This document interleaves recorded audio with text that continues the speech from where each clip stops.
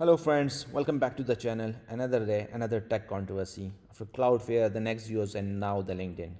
Yes, the same LinkedIn where everyone posts that I'm excited to announce might quietly be checking your browser extensions. Welcome to BrowserGate, a nickname given by the researchers. And here is the link browsergate.eu.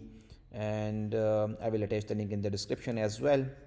So according to researchers, the LinkedIn runs JavaScript that checking that check the certain browser extensions are installed. So here is what happened. So every Chrome extension has a unique ID. The website tries to load the files from those extensions, and eh, if the request succeeds, it means the extension is installed. If it fails, it means the extension is not installed.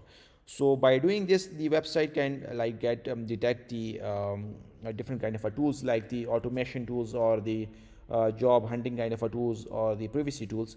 Now to be fair, not to be more fair, like LinkedIn is illegally, as you can see, the title is LinkedIn is illegally searching your computer, but it's not entirely searching your computer or your entire hard drive. It's just searching what's inside your web browser.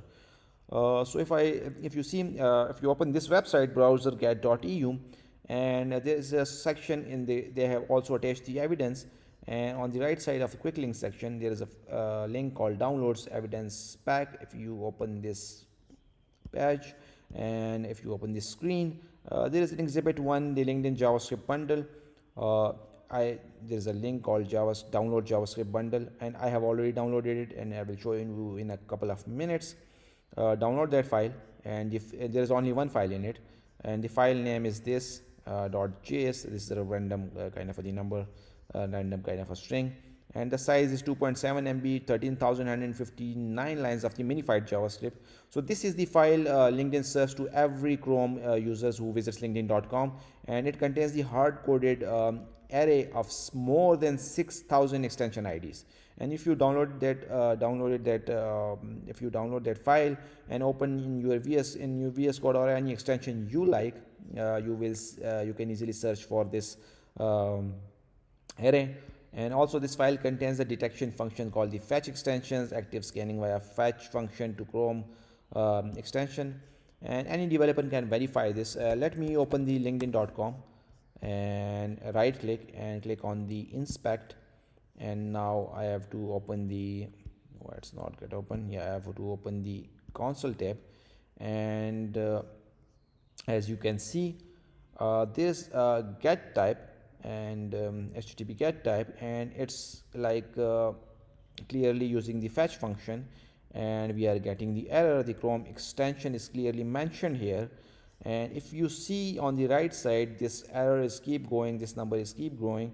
And if I open the network tab, you will see that a name is invalid and the type is fetch again, and all of these things are mentioned on this website and this page, this screen, the fetch extensions and the fetch. And if you want the entire evidence, you can scroll down to the bottom, and there is a download everything section. You can download the entire evidence from here. And also there is an multiple exhibit is mentioned here on this page. So now let me show you the file, the Chrome file, and this is the file.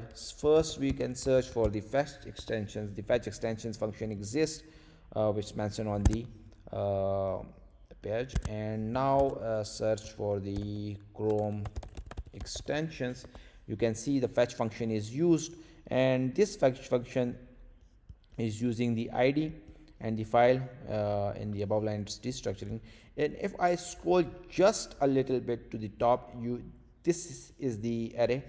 The entire extension ID is array, and these arrays, these extension ID are more than 6,000.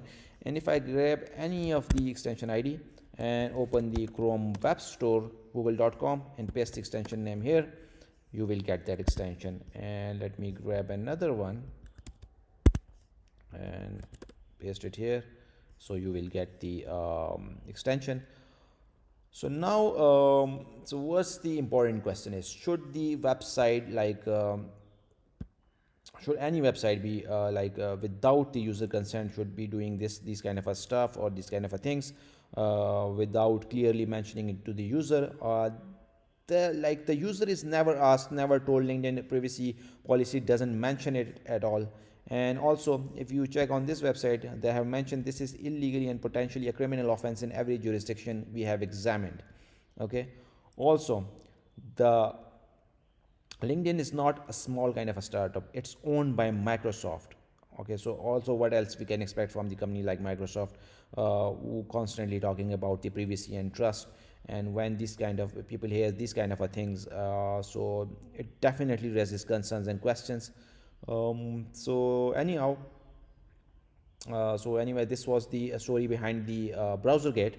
What are your thoughts on this? And according to me, it's kind of the another example of big tech like collecting the data. So stay safe. Thanks for watching. Bye.